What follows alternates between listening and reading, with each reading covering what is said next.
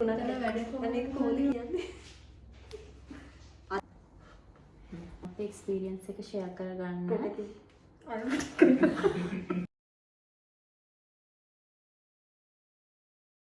Hello කොහොමද හැමෝටම? ඉතින් මම අද හිතුවා අපි ස්වීඩන් වලට ස්ටුඩන්ට් වීසා එකකින් එනකොට ඒ ප්‍රොසෙස් එක කොහොමද වෙන්නේ කියලා අපේ එක්ස්පීරියන්ස් එක ෂෙයා කරගන්න. ඇත්තටම මම ස්වීඩන් වලට ආවේ ඒජන්සි එකක් through. ඉතින් මගේ ප්‍රොසෙස් එක ඔන්න විදිය ඇත්තටම වෙනස් විදිහක්. ඒ වගේම මගේ ප්‍රෝග්‍රෑම් එකට ආපු ගොඩක් අය තනියම තමයි ඇප්ලයි කරලා තිබුණේ. ඉතින් මට හිතුණා අද වීඩියෝ එකකින් තනියම ස්වීඩන් වලට එනකොට කොහොමද මේ ප්‍රොසෙස් එක වෙන්නේ කියලා ෂෙයා කරන්න ඕනේ කියලා.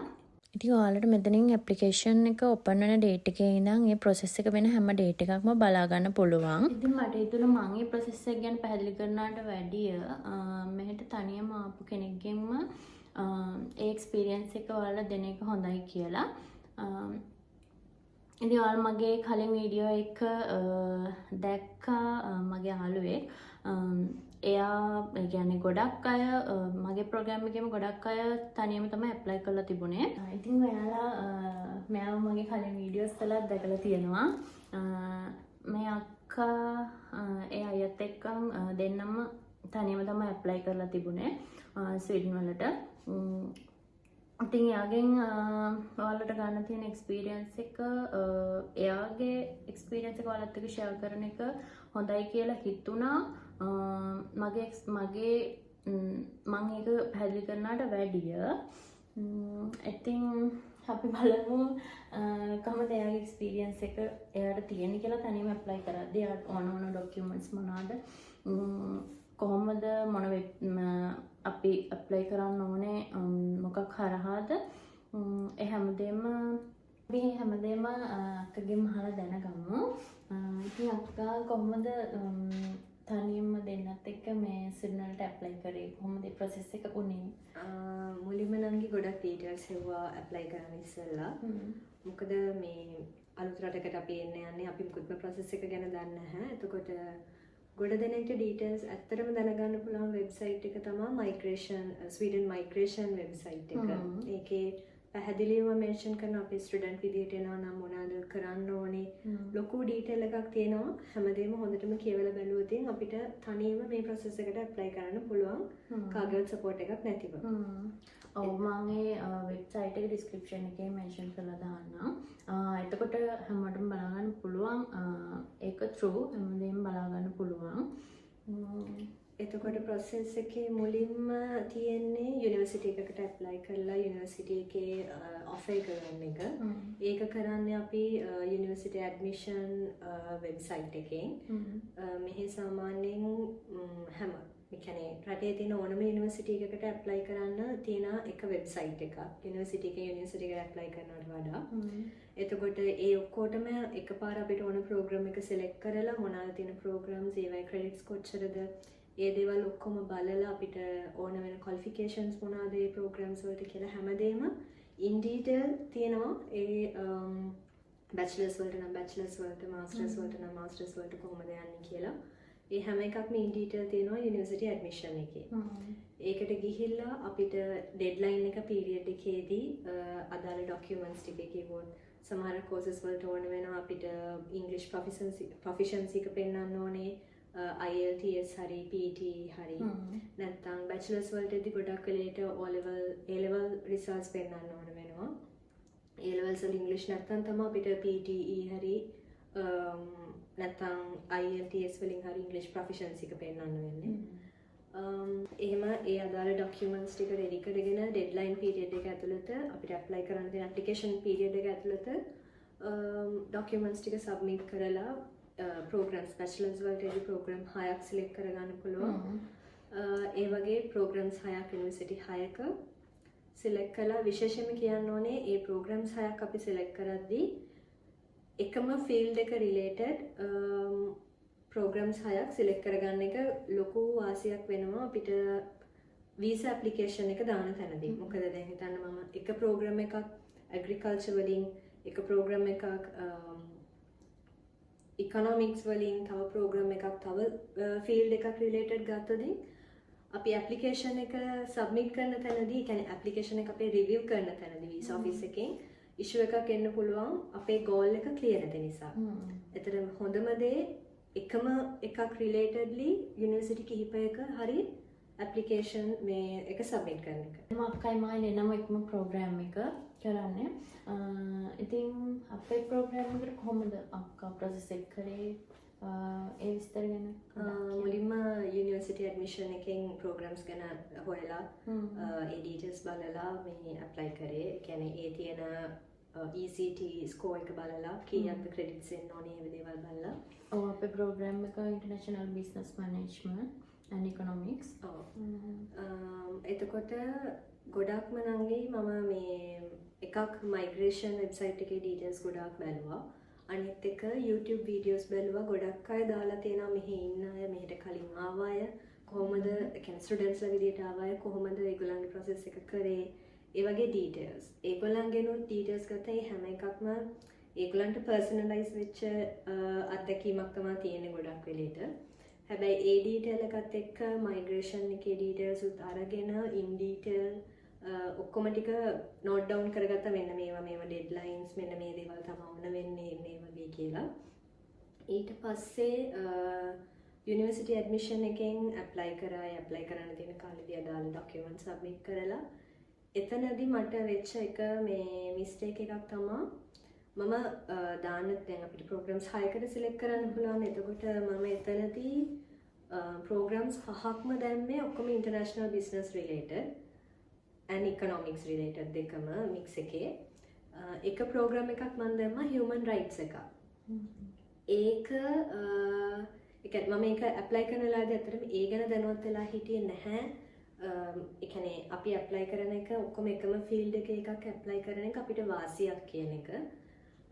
පස්සේ ඇප්ලයි කරලා පස්සේ තමයි ඒක මම දැනගත්තේ. මම වීසා ඇප්ලිකේෂන් එක දාන වෙලාවේදී ඇත්තටම මෙහි ඉන්න අයියා කෙනෙක් තමයි ඒකත් කිව්වේ අපරාධ ඒක දැම්මේ ඒක අවාසියක් වෙන්න පුළුවන් කියලා. මොකද human rights කියන කාර එකකටවත් related නැහැ නේ field එකට. ඕක issue එකක් වෙන්නේ visa application එකේදී. මොකද අපි visa application එකේදී අපේ මේ student admission එකේ ඒ ඔක්කොම detail එක submit කරන නිසා එතන එයාලට පෙන්නනවා මම මේ මට අදාළ නැති field එකකුත් දාලා තියෙනවා කියන එක.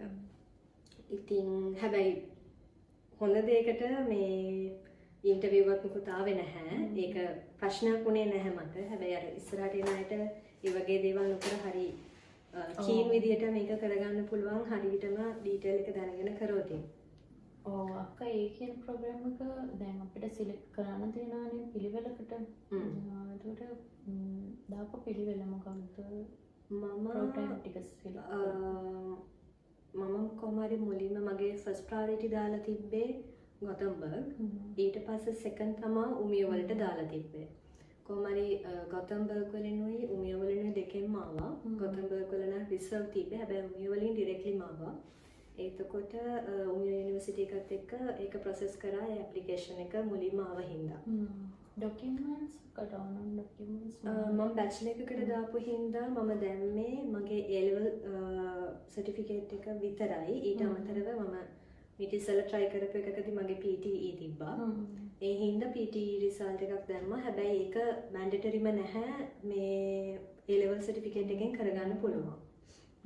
හරි එතකොට අපිට ඇඩ්මිෂන් එකට ඕන වෙන ඩොකියුමන්ට්ස් තමයි A level සර්ටිෆිකේට් එක and passport එක. ඒ දෙක. ඊළඟට අපිට තියෙන ස්ටෙප් එක යුනිවර්සිටි එකට පේමන්ට් එක කරන විදිහ. පේමන්ට් එක කරන්නේ කොහොමද කරේ කියලා. එතකොට ඒ ටික උනේ කොහොමද? යුනිවර්සිටි එකට අපිට නම් ඒගොල්ලන් එවනවා ඩීටේල් එකක් මෙහෙම අපේ ඔෆර් එක හම්බුනම ඉන්වොයිස් එක එවනවා. ඒකට ඒගොල්ලන්ගේ වෙනම සයිට්ස් තියෙනවා. යුනිවර්සිටි එකේ නම් අපිට මේ ඉන්වොයිස් එක ආවට පස්සේ අපිට කරන්න තියෙන්නේ දැන් අපි ලංකාවේ ඉඳන් පේමන්ට් එක කරන්නේ. එතකොට ගොඩක් වෙලට බැංක් එකක් through TT එකක් කරන එක තමයි ඒ වෙලාවේදී අපිට කරන්න තියෙන්නේ. ඒ විදිහට තමයි අපි පේමන්ට් එක කරාට පස්සේ ඒගොල්ලන් මෙන්ෂන් කරනවා පේමන්ට් done කියන එක. ඒ කියන්නේ ඊට පස්සේ අපිට අපේ වීසා ඇප්ලිකේෂන් එකට ප්‍රොසෙස් කරන්න පුළුවන් ඒගොල්ලන්ගේ කම්ප්ලීෂන් එක ආවට පස්සේ. එතකොට ඔයාලා දෙන්නගේ ෂෝමනි කොහොමද පෙන්වන්නේ කියන්නේ ඔයාලා යුනිවර්සිටි පේමන්ට් එක කරන්න කලින්ද ෂෝමනි එක උනේ නැත්නම් ඊට පස්සේද? ෂෝමනි එක වෙදිනාගේ ෂෝමනි එක අපි පෙන්නුවේ යුනිවර්සිටි පේමන්ට්ස් කරලා ඔක්කොම ඔෆර්ස් ආවට පස්සේ ඒ කියන්නේ වීසා ඇප්ලිකේෂන් එක සබ්මිට් කරන වෙලාවේදී තමයි අපි ෂෝමනි බෑන්ක් කන්ෆර්මේෂන්ස් ඔක්කොම රෙඩි කරගත්තේ. ඊට ඉස්සෙල්ලා ඒක රෙඩි කරගත්තේ නැහැ. එතකොට අපල ඇප්ලයි කරපු ඩේට් එක ඔෆර්ස් අපු ඩේට් එක ටික පොඩ්ඩක් යුනිවර්සිටි ඇඩ්මිෂන් එකෙන් අපි යුනිවර්සිටිස් වලට ඇප්ලයි කරේ December 30th. ඊට පස්සේ ඒප්‍රිල් වෙද්දී ඒගොල්ලන්ගේ රිසල්ට්ස් පබ්ලිෂ් වුණා සිලෙක්ටඩ් කොහොමද කියලා. ඊට පස්සේ ඒකත් එක්කම අපි ඔෆර් ඒගොල්ලන් එවනවා අපිට පේමන්ට් කරන්න ඉන්වොයිස් කරන්න. ඉන්වොයිස් එක වෙනවා. ඉන්වොයිස් එක ආවට පස්සේ පේමන්ට්ස් කරලා ඒ කියන්නේ ওই ටික කොහමද අප්‍රේල් 3 තමයි ඒගොල්ලන් රිසල්ට්ස් පබ්ලිෂ් කරේ. එතකොට ඊට පස්සේ සතියක් විතර ඇතුළත අපි පේමන්ට්ස් ඔක්කොම කරලා ලැඩොක් එකේ අප්ඩේට් වෙන්න ඕනේ අපි ඉන්වොයිස් එකේ පේමන්ට් එක අපේ කම්ප්ලීටඩ් කියලා. ඊට පස්සේ තමයි අපිට එතනින් එහාට ප්‍රොසෙස් එකට කියන්නේ වීසා ඇප්ලිකේෂන් එකට අපේ යුනිවර්සිටි එකේ තමයි ලැඩොක් එක. ඔව් ලැඩොක් එක කියන්නේ ස්ටුඩන්ට්ස් යුනිවර්සිටි වෙබ් එක. එතකොට ඒක අප්ඩේට් වෙනවා අපි කොහොමද පේමන්ට් දාන්න කියලා. එතකොට අපිට පුළුවන් අපේ වීසා ඇප්ලිකේෂන් එකට ප්‍රොසෙස් කරන්න. ඊට පස්සේ නංගි අපි වීසා ඇප්ලිකේෂන් එක දැම්මා. ඒක දාන්න තියෙන මයිග්‍රේෂන් සයිට් එකෙන්. එතනදී තමයි අපිට ඕන වෙන්නේ එතන ඕන වෙන ડોකියුමන්ට්ස් කිහිපයක් තියෙනවා. මොකද ස්ටුඩන්ට් වගේම එතනත් ඩිපෙන්ඩන්ට් මගේ හස්බන්ඩ් එකත් ඇප්ලයි කරනවා අපි ඒකට. ඒක ඇප්ලිකේෂන් එකේ. එතකොට ඕන වෙන අපිට පාස්පෝර්ට්, අපේ මැරිජ් සර්ටිෆිකේට්ස්, ඊට පස්සේ අපේ බැංක් කන්ෆර්මේෂන්ස් ගොඩක්ම මෙතනදී බැංක් ස්ටේට්මන්ට් එකක් නෙමෙයි අපි සබ්මිට් කරන්නේ බැංක් කන්ෆර්මේෂන් එක. බැලන්ස් කන්ෆර්මේෂන් එකක් බැංක් එකෙන් අරගෙන. එතකොට දැන් හිතන්නකෝ මම අද නම් වීසා ඇප්ලිකේෂන් එක දාන්නේ මම ඊයේ දවසට ඩේට් කරලා බැලන්ස් කන්ෆර්මේෂන් එකක් බැංක් එකෙන් ගත්තා නම් හරි. ඒගොල්ලන් ගොඩක් වෙලේට බැලන්ස් කන්ෆර්මේෂන් එක විතරක් අපි සබ්මිට් කරපුවම ප්‍රොසෙස් එකේදී ඇති මුලින්ම වීසා එක සබ්මිට් කරද්දී වීසා ඇප්ලිකේෂන් එක සබ්මිට් කරද්දී වීසා ඇප්ලිකේෂන් එක සබ්මිට් කරගෙන නම් අපිට තියෙනවා ඒගොල්ලන් ඉල්ලලා තියෙන ડોකියුමන්ට්ස් ටික විතරක් ඒ වෙලාවෙදි සබ්මිට් කරන එක තමයි වෙන්න ඕනේ. ගොඩක් වෙලේටම බැංක් බැලන්ස් කන්ෆර්මේෂන් එක, පාස්පෝර්ට් එක, මැරිජ් සර්ටිෆිකේට් එක අපි ඩිපෙන්ඩන්ට්ව දානවා නම් ඊට අමතරව ඕන වෙනවා මොනවාද අපි යුනිවර්සිටි ඇඩ්මිෂන් එකෙන් හම්බෙන ඔෆර් එක. යුනිවර්සිටි එකෙන් හම්බෙන ඔෆර් එක. එතකොට ඒ ඉල්ලලා තියෙන ડોකියුමන්ට්ස් ටික විතරක් වීසා ඇප්ලිකේෂන් එක සබ්මිට් කරද්දී දාන එක තමයි ලොකුම වාසිය තියෙන්නේ අපිට මෙතනදී. මොකද සමහරක් වෙලට කියනවා ස්ටේට්මන්ට්ස් දාන්න ඕනේ, සෝස් ඔෆ් ෆන්ඩ්ස් පෙන්නන්න ඕනේ කියලා. හැබැයි ඇප්ලිකේෂන් එක දාන වෙලාවේදී කිසිම දෙයක් ඕන වෙන්නේ නැහැ. ඇප්ලිකේෂන් එක දාලා අපිට ඩිසිෂන් එකක් එනවනේ අපිට තියෙන්නේ PP වෙරිෆිකේෂන් කියන්නේ පාස්පෝර්ට් වෙරිෆිකේෂන්ස් වලටද නැත්නම් ඉන්ටර්විව් එකක් දෙන්නේ කියලා. ඔය ඉන්ටර්විව් එකකට යන්න වෙනවා නම් තමයි ගොඩක් වෙලට අපිට source of funds statements ඒ අනිත් documents ඕන වෙන්නේ in detail documents ඕන වෙන්නේ ඒ වගේ වෙලාවකදී.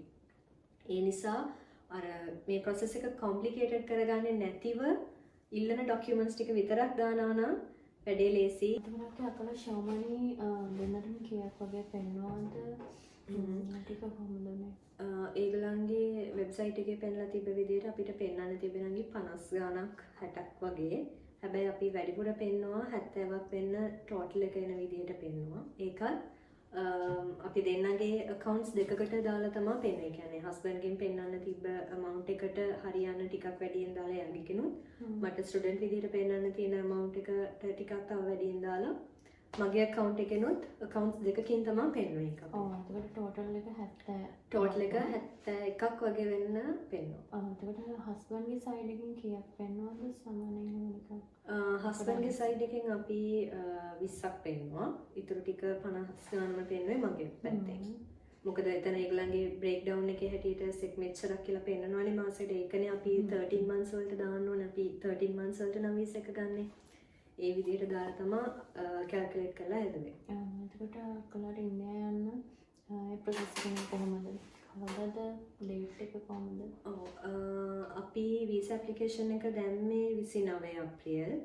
ඊට පස්සේ 30 වෙද්දි අපිට ආවා අප්‍රේල් 30 ආවා පාස්පෝර්ට් වෙරිෆිකේෂන් එකට ඉන්දියාවට එන්න කියලා. ඊට පස්සේ අපි මැයි 12 ගියා ඉන්දියාවට පාස්පෝර්ට් වෙරිෆිකේෂන් එකට. ඒක කරලා 13 අපිට ආන්සර් ආවා ඇප්ලිකේෂන් එක ඩිසයිඩඩ්. ඒ කියන්නේ වීසා එක ග්‍රාන්ටඩ් කියන ඊමේල් එක ආවා ඊළඟ දවසේ. අපිට තිබ්බේ ඉන්ටර්විව් එකක් නෙමෙයි. ගිහිල්ලා පාස්පෝර්ට් වෙරිෆිකේෂන් එක කරලා ෆින්ගර්ප්‍රින්ට් තියෙන වැඩේ විතරයි කරන්න තිබ්බේ. එතකොට ඊට පහවදාම වගේ අක්ලාට වීසා එක ග්‍රාන්ට් වෙනවා කියලා ආන්සර් ආවා. ඒ වගේම නංගි දැන් සමහරක් අයට වීසා එකේ ආන්සර් එක දවසින් යන අය තියෙනවා. සතිය දෙකක් යන අය තියෙනවා. මාසයක් වගේ යන අය තියෙනවා. හැබැයි ඒක අර දවසින්ම ආවේ නැහැ කියලා කලබල වෙන්න දෙයක් නෙමෙයි. කොයි වෙලාවෙ හරි ඒගොල්ලන්ගෙන් අනිවාර්යෙන් උත්තර එනවා. එක එක්කෙනාගේ කේස් එකේ හැටියට උත්තරේ එන්න යන ටයිම් එක වෙනස් වෙනවා. එක එක්කෙනාගේ කේස් එක ඩිපෙන්ඩ් වෙනවා එක එක්කෙනාගේ හැටියට. එතකොට අක්කලා මැරේජ් ඔයාලගේ ප්‍රූෆ් ඩොකියුමන්ට් මොකුත් දැම්මේ නැහැ. නැහැ. අපි මැරි කරලා අවුරුදු 2මාරක් 3ක් වගේ ඇතුළත තමයි අපි මේකට ඇප්ලයි කරේ. හින්දා අපිට මැරේජ් එකේ ප්‍රූෆ් මොකුත් ඕනුනේ නැහැ සබ්මිට් කරන්න. දැන් මැරේජ් එකේ ප්‍රූෆ් උනත් සබ්මිට් කරන්න වෙනවා නම් වෙන්නේ ඉන්ටර්විව් එන තැනකදී තමයි. එයාලා මෙන්ෂන් කරනවා මොකක්ද රීසන් එක කියලා ගොඩක් වෙලේට. එතකොට ඊට පස්සේ ප්‍රොසෙස් එක කොහොමද මේ වීසා ග්‍රාන්ට් වුණා? ඊට පස්සේ වීසා එක ග්‍රාන්ට් වුණාට පස්සේ තමයි ටික කාලයක් ගියේ. මොකද ඒගොල්ලන් අපිට RP කාඩ්ස් එවනවා. වීසා එක අපිට ස්වීඩන් වලට යන තියෙන වීසා එක. ඒ RP කාඩ් එක එන නම් ටික කාලයක් ගියා. ඒක ආවේ ජූලයි වල වගේ ආවේ අන්තිමට. ඒක අපි PP වෙරිෆිකේෂන් එක තනදී ඒගොල්ලන් අහනවා අපි ඉන්දියාවට ඇවිල්ලා ඒක කලෙක්ට් කරගන්නවද නැත්නම් අපි ලංකාවට එවන්නද කියන එක. අපි දැන් මේ ලංකාවට එවන්න කියන එක. එතකොට ලංකාවේ ඒකටත් එයාලා පේමන්ට් එකක් ගන්නවා. ඔව්. එතනදී පොඩි ගාණක් පේ කරන්න තියෙන්නේ. ඒක අපේ එතන ප්‍රොසෙස් එකට ඒගොල්ලන්ගේ සර්විස් එකට පේ කරන්න තියෙන එකක්. ඊට පස්සේ ඒක ලංකාවට ආවම අපිට ලංකාවේ ස්විඩිෂ් කන්සියුලේට් එකෙන් එනවා අපිට මේල් එකක්. මේ දවසට වෙද්දී ඇවිල්ලා කලෙක්ට් කරගන්න කියලා ටයිම් එකක් දෙන අපොයින්ට්මන්ට් එකක්. දීලා ඒගොල්ලන්ගේ එතනට ගිහිල්ලා අපිට කලෙක්ට් කරගන්න තමයි තියෙන්නේ. එතන හරිම පොඩි හරිම ප්‍රොසෙස් එක සිම්පල් ප්‍රොසෙස් එකක් තියෙන. ගිහිල්ලා කලෙක්ට් කරගන්න එක. ඩිලෙට් එකට අපි වෙලාසන කෝල් කරලා බලලා මේ එයාලා මේල් එකක් දාලා තියන්න ආවම අපි කියනවා කියලා. අපොයින්ට්මන්ට් ටයිම් එකක් දෙනවා කලෙක්ට් කරගන්න. ඒතර ලංකාවේ ස්වීඩන් කන්සියුලේට් එකට අපි ඊමේල් එකක් දැම්ම අපේ තියෙනවා කෝඩ් එක මේ ඇප්ලිකේෂන් එක සබ්මිට් කරලා දෙන කෝඩ් එක ඒක මෙන්ෂන් කරලා දැම්මම ඒගොල්ලන් ලංකාවට කාඩ්ස් ආවට පස්සේ අපිට ඊමේල් එකක් එවුවා මේ දවසේ අපොයින්ට්මන්ට් ටයිම් එකක් දීලා ගිහිලා කලෙක්ට් කරගන්න එක තමයි එතනදී තිබ්බේ. ඒගොල්ලන්ට මේල් එකක් දාලා තිබ්බම හරි අපේ ඩීටේල්ස් දාලා ඒතර යාලා රෙස්පොන්ඩ් කරනවා. මේ ප්‍රොසෙස් එකේ ගත්ත එක හොඳ ඩිසිෂන් එකක් තමයි අපි ෆ්ලයිට් ටිකට් එක වෙලාසන බුක් කරපු එක. අපි RT කාඩ් එකත් එන්නේ ඉස්සෙල්ලමයි ෆ්ලයිට් ටිකට් එක බුක් කරේ. මොකද එතකොට අපිට ඩිසිෂන් එක ඇවිල්ලානේ තිබේ වීසා ග්‍රාන්ටඩ් කියලා. ඒ හින්දා අපි ඒක වෙලාසන බුක් කරා. මොකද අඩු රේට් එක අඩු දවස් බලලා එහෙම දවස් තියෙනවා එයාලයින්ස් වල. එතකොට එහෙම බලලා අපි වෙලාසන බුක් කරා අඩු දවසක. අනිත් එක අපිට එක්ස්පෙක්ටඩ් තිබ්බේ යුනිවර්සිටි එකට එන්න ඒගොල්ලන් එක්ස්පෙක්ට් කරේ අගෝස්තු 25 26 ඇතුළත අපි අරයිව් වෙන එක. අපි ඊට ඉස්සෙල්ලා කියන්නේ ගොඩක් වෙලාසන අගෝස්තු මුල වගේ වෙද්දිම ආවා. මොකද අපිට පොඩි පීරියඩ් එකක් ඒතර තියෙනවා මෙතනට ඇඩ්ජස්ට් වෙන්න සරවුන්ඩින් එක දැනගන්න ඒ හින්දා. ඒකත් එක ගත්ත හොඳ ඩිසිෂන් එකක්. ඔයත් මේ ප්ලේන් ටිකට්ස් බුක් කරන එකේ ලොකු බෙනිෆිට් එකක් තියෙනවා කලින් බුක් කරනකොට. මොකද අපි දෙන්න සතියකට වගේ කලින් තමයි බුක් කරේ. එතන ලොකු ප්‍රයිස් එකක් අපිට වැඩි වුණා මාස දෙකකට වගේ කලින් බුක් කරනවට වැඩිය අර ළමලා බුක් කරනකොට ප්‍රයිස් එක ගොඩක් වැඩි වුණා. ඒක ඇත්තටම අක්කලාට ලොකු බෙනිෆිට් එකක්.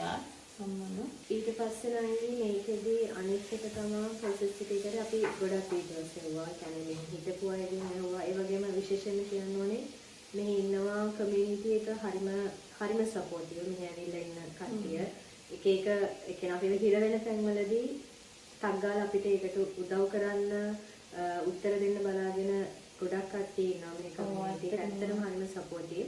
ගෲප්ස් තියෙනවා ගොඩාක් අපිට. ඔව් ගෲප්ස් තියෙනවා. එතකොට අපි කරේ ඩීටේල්ස් හැමෝගෙම අහලා සමහරවිට වීඩියෝස් බලලා ඒ ගත්ත ඩීටේල්ස් ඔක්කොගෙම ඒ කියන්නේ ඒවයි තියෙන විදිහටම අපේ විදිහ කරන්නේ නැතුව අපි අපිට හරියන විදිහක් හදාගත්තා. ඒකත් එක විදිහකට බෙනිෆිට් එකක් වුණා අපිට මේ process එකේ. ඒ විදිහට තමයි ගොඩක් වෙලේට ඔව් අනිත් එක තව කියන්න ඕන එකක් apartments ඒක විශේෂයෙන්ම කියන්න ඕනේ. මොකද අපිට එතන පොඩ්ඩක් වැරදුන තැනක් මේ අපි වේලස්සන රෙජිස්ටර් වෙන්න ගියට අපි රෙජිස්ටර් වෙලා තිබ්බේ වෙන සයිට් එකක. ඉතින් අපිට මාසයක් විතර වගේ පස්සට يعني අපි අප්‍රේල් වල උත්තරේ ආවට පස්සේ යුනිවර්සිටි එකෙන් අපි දන්නවා දැන් අපි මෙහෙම රෙජිස්ටර් වෙන්න ඕනේ කියලා apartments වලට. ඒ සයිට් එකට රෙජිස්ටර් වෙන්න ඇති අපි වැරදිලා රෙජිස්ටර් වෙලා තිබ්බ වෙන එකකට. ඉතින් අපි ඊට පස්සේ ඇප්ලයි කරන්න කියලා යද්දී තමයි මාසෙකින් වගේ පස්සේ තමයි අපි බැලුවා අපි වැරදිලා කියලා. එතකොට ඒක පොඩ්ඩක් එතන අපිට අවාසියක් වුණා පොයින්ට්ස් ඇඩ් කරගන්න. ඒ හින්දා ගොඩක් වෙලේට අර කරන් ඉන්න අයට ඇඩ්වයිස් කරන්නේ ඔයගලන් process එක පටන් ගද්දිම වගේ මේ පොස්ට් ගාඩන් එකේ රෙජිස්ටර් උනත් ප්‍රශ්නයක් නැහැ. මොකද ඒගොල්ලන් පොයින්ට්ස් වල හැටියට තමයි අපිට මේ අපාර්ට්මන්ට්ස් හම්බෙන්නේ. ඔව් ඒක වේලාස්සනම කරන තරමට ගොඩක් හොඳයි. ඔව් මේ වලට එනවා නම් තියෙන රෙකමෙන්ඩේෂන් හොයාගන්න අපිට අපාර්ට්මන්ට්ස් හොයාගන්න පුළුවන් වෙබ්සයිට් එක මම ඩිස්ක්‍රිප්ෂන් එකේ දාන්නම්. පොස්ට් ගාඩන් කියලා කියන්නේ තේම වෙබ්සයිට් එකක්.